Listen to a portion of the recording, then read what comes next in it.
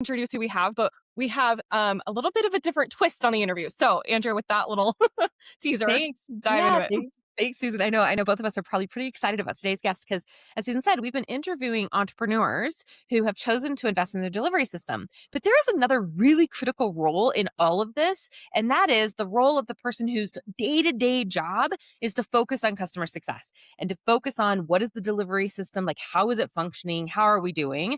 And so today we get the great honor of speaking to one such person who has done this phenomenally well in a program we're in. Her name is Andrea Befus. She is a entrepreneur in her own right, but she is also the right hand person to Josh Forty, and she is responsible for customer success in his world. So, Andrea, welcome. Thank you so much for agreeing to be here today. Thank you. I'm super excited to be on. Thanks for having me. Yeah, absolutely. Okay, so just to dive right in, I think so. Susan and I, we live mainly in the world I think that you live in, where Mm. we're focused on delivery systems and we're hyper focused on customer success, pretty much like day in and day out. That's what we try to navigate, understand. That's the problem space we're in. But we get the great privilege of working with these chaos entrepreneurs who have probably like raised up through what they've done and accomplished what they've done because of the chaos. And we oftentimes say that our main role is that we have to channel the chaos into the delivery system, which can't handle chaos. Mhm. And I heard you speak at one of Josh's events about your origin story, and I have never heard it articulated so well. So I would love for you to share a little bit of that and like how you think about that because it's so smart. So Oh, yeah. thanks. Yeah, you Yeah. talked me up a lot, and I don't know if I'm going to be able to say it the same way I did before, but happy to try. Yeah. So origin story wise, I grew up all over the world. I was born in Tokyo. I lived in a bunch of places in the US. I went to middle school in Istanbul, went back to the US, and then I did a service mission in Albania for a year and a half. And so I've been very blessed to travel and live all over the world. And with that comes so much chaos, like environmental chaos. But I grew up in an environment that around me was always changing, but our internal systems, our family systems were really solid. And so I kind of Mm. saw that balance of, okay, everything can be chaos and crazy and different and changing around you. But if you have an internal system, then it's going to be okay. Like my family was amazing. It was me and my sister and my parents, and my family, they were so good at making sure that we were all solid, connected, really values driven, and it created that stability that was necessary. Because I've heard of people that have moved a lot growing up and they didn't have that stability in the home. And so it just exacerbated the chaos. And so, with that background, with the travel, I decided to go to college and get a degree in geographic information systems, which is a super nerdy way of saying mapping and data analytics, because I got my dad's brain, which is all numbers and logic. And so I used all of that in my career, but then realized, hold on, I don't think a desk job is for me. And as much as I love all of my 50-plus-year-old IT guy friends at work, I'm like, I'm a 20-something-year-old girl. I stick out like a sore thumb, which helped in some ways, but was detrimental in others. And so I decided to move to entrepreneurship. And I saw, long story short, that combo of the skill set of taking complicated data and turning it into numbers and facts for other people to make decisions, which was my mapping job. I was a middleman between complicated data and decision makers. And so I Mm. had to organize chaos so other people could make important decisions.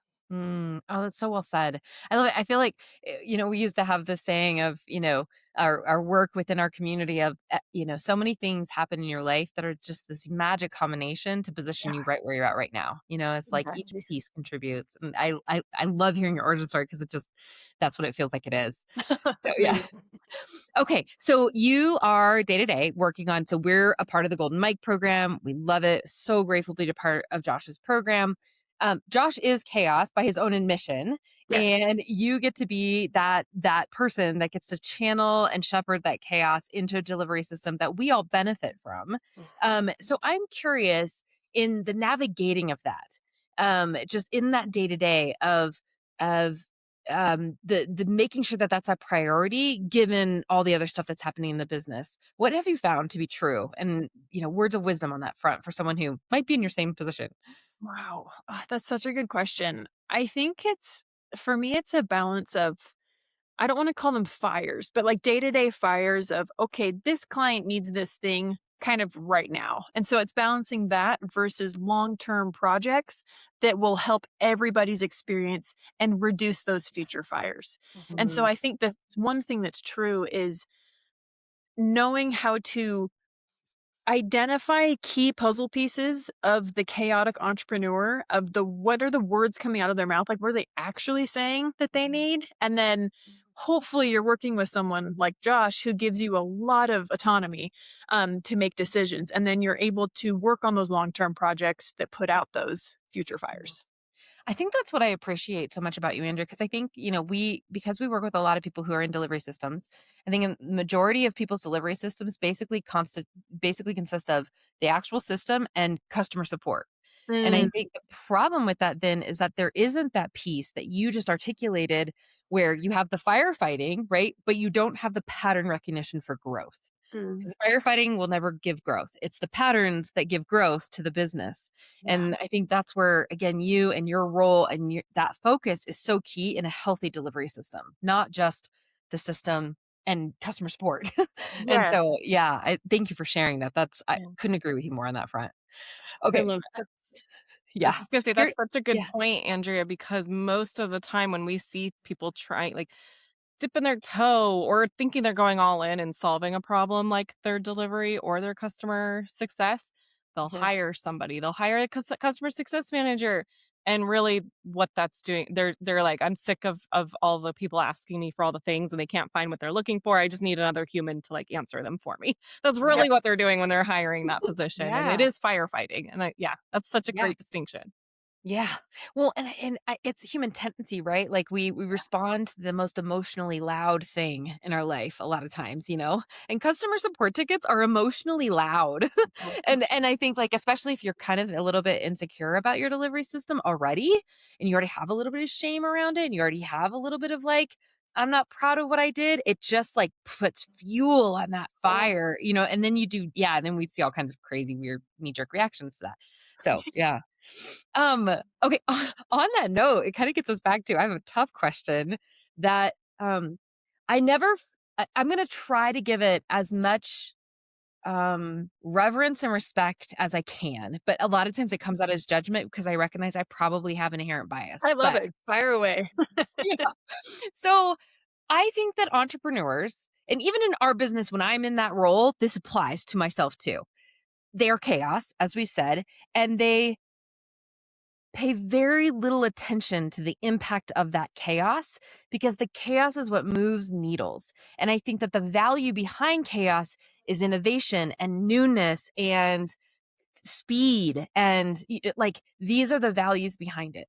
I think for somebody who's focused on delivery, the values behind that are around maybe like more systematic thinking, slowing down, solving a bigger problem, nurturing the human on the other end. All things that like are not fast and are not efficient a lot of times and are messy. And I don't think that the entrepreneur necessarily doesn't care about people. I just think there's a values priority, not mismatch, but difference.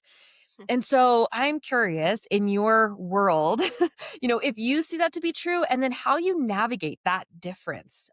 Yeah. Yeah. There, as you were talking, a very clear value difference just popped into my mind. And Oh, so yeah. I don't know if Josh would agree to this, but I'm like putting myself back to where I was in high school. And I remember sitting in class at my desk, like I was a total nerd, like socially awkward, but I had friends, knew how to talk to people, but a total nerd and like academic brain. And a Mhm. teacher, she was handing she was handing out a worksheet for homework, and the whole class was going, ugh.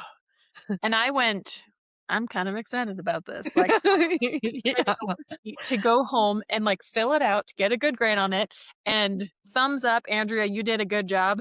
Someone told you to do something, you did it, and you did well." And that is very motivating for me, and Mm, so that has carried me through schooling, like, from an academic sense. Whereas I know Josh did not like school. Like, homeschooling mhm. growing up was different, but I think it was less than a semester of college or university that he did before he was like, I'm out. And Mhm. so I know that Josh and I, the way our brains think are freakishly similar. And that's Yeah. why we work really well as a team. So that's kind of the glue that makes it work.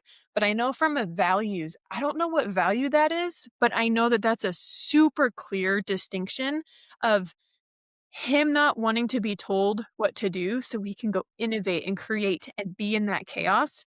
And he loves people. Like, he totally loves people. I Yeah. love people. However, I like structure.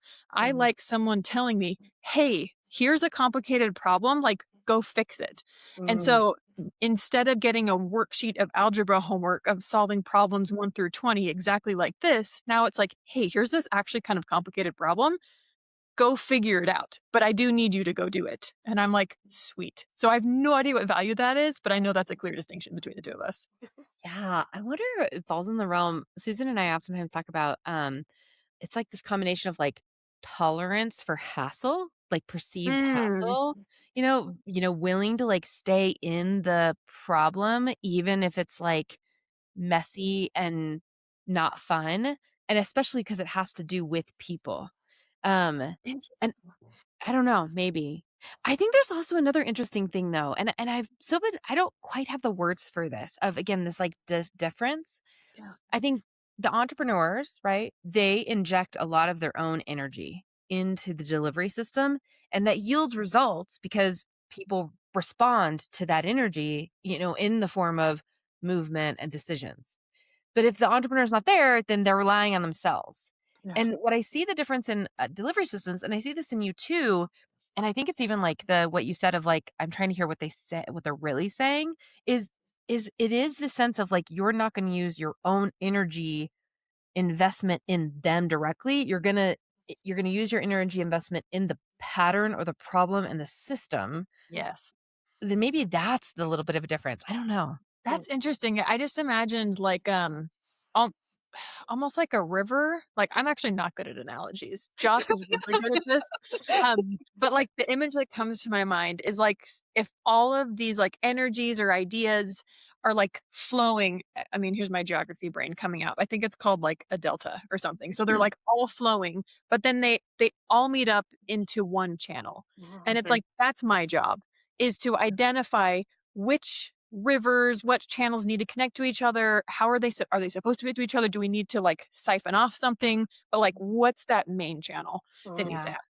I think that's a good analogy. Yeah, I think Oh, that thanks. definitely is it. Yeah, yeah, I could totally see that. Yeah, because I mean, and we saw it firsthand. So I think Josh has amazing frameworks. We were there from the very beginning when he was presenting his frameworks, and it was a night and day difference from the initial presentation of the frameworks, and it didn't really have a system, I would say, but like had a library of content, to today where I feel like he presents his frameworks. The frameworks got more clear. And when we go into the system part, it's mirrored there. So I'm it to so your glad. Delta That was the analogy. goal.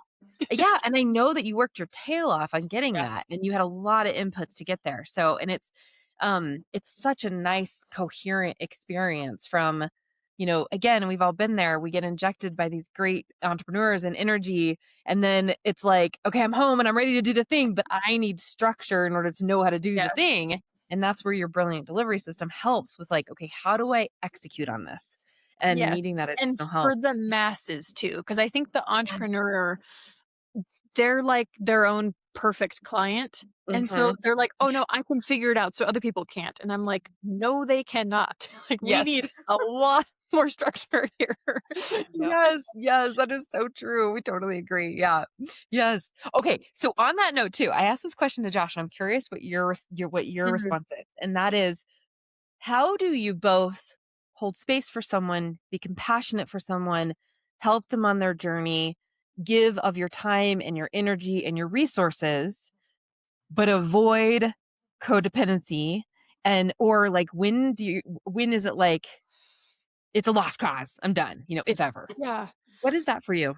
I we've worked with a lot of clients, but not hundreds upon hundreds. And so I can't I can't think of anyone that I have labeled as a lost cause currently in the program. Like, we we just work with really awesome people like you guys.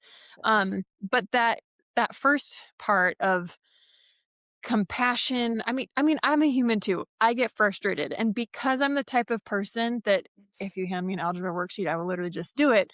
I feel frustrated when people are stuck and we've told them what to do and they're just not doing it. I do feel frustrated there. But Mhm. I also hold compassion for them as another human being because there are other areas of my life where I'm not good at that.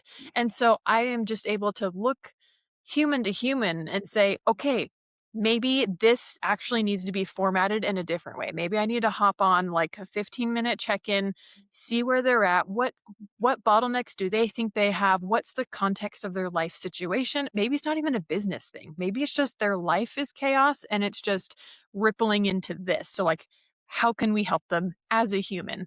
And it's okay if it's outside the program for a little bit. Mhm. Yeah, I love that. Okay, I have one final question before we go into promo mode. Um, so being a data person and being a patterns person, I'm going to talk about myself for a second because I think you might be similar, but I'm not sure. I get super enamored with data and I love when I can pull it out. We'll like 11 of 29 people have engaged. We see this amount, you know what I mean? And I want so badly to hold on to that to be like, we're winning, we're succeeding, or like this is truth. But I know enough to know that like the data is really just like this flashlight, but it doesn't actually tell you the truth of the experience. Yes. I'm curious your like how you navigate that knowing like data is obviously important. You guys have made a lot of really big decisions lately, especially based on data. Yeah. But how do you keep it ground truth in the messy human experience? Yes, I love this so much because I'm thinking of a dashboard that I made in my mapping job. I was in charge of all of the election data for my county government multiple times a year, midterms, and we'd be up until 2 a.m. running back and forth with USBs and data. And like it was a dashboard that the Oh whole my gosh. state saw and people saw. And like I was in charge of that data being accurate. And if it wasn't accurate, literally it was my fault. And Yeah. I was probably way too young to have that much responsibility. But but I remember looking at this dashboard of data and saying and thinking, okay, these are numbers that are attached to real people. And Mm. so who they're voting for, it's like a 0 and 1, it's like binary, but there's so much context behind that. Like maybe they didn't want to vote for that person, but they Yes. knew someone that did. So, like, there's so much context to what the number is, and Yeah. so I think one thing that I really like that Josh prioritizes, and I agree with in the program, is not only data, but having actual conversations Mm. with clients at least once a quarter. And so we like to have, like, 15 to 30-minute check-ins with clients to have real conversations to make sure we capture what the real experience is behind the numbers that we're seeing. Mhm. I love that. And I love that it's a direct observation method, Mhm. Yeah. and it's not just guessing or assuming or, yeah. Oh, and I love that metaphor of the voting. That's so true. It's Yeah. just the actual reality of the data is so messy. It so is, and Yeah, it's awesome and so cool, but and so frustrating all at the same time. yeah, exactly, exactly. If only it was easier. Yeah. That's amazing. Okay. All right. Well, I want to honor the time. I know we're getting close. So, Andrea, I'm curious because I know that you are not just Josh's right hand person, but if somebody wanted to like know you, understand you better, get into your world or get into the world that you're supporting, where would you have them go? What would you have them do? Awesome. Yeah, reach out to me on social media, Facebook, or Instagram. Instagram is higher likelihood, but you can just find me with my first and last name, Andrea.Befus, Befus. I'd love to hear from you. Amazing. Thank you so much, Andrea. And I am so looking forward to continuing to be the recipient of your amazing client success Thank you. initiatives. So grateful to you. And just thank you for the conversation today. Just love anytime we get a chance to talk with you. Thank you so much. I'm so glad you guys are in the program. Y'all are rock stars. Thank you. Thank Thank you. you. All right. Thank you.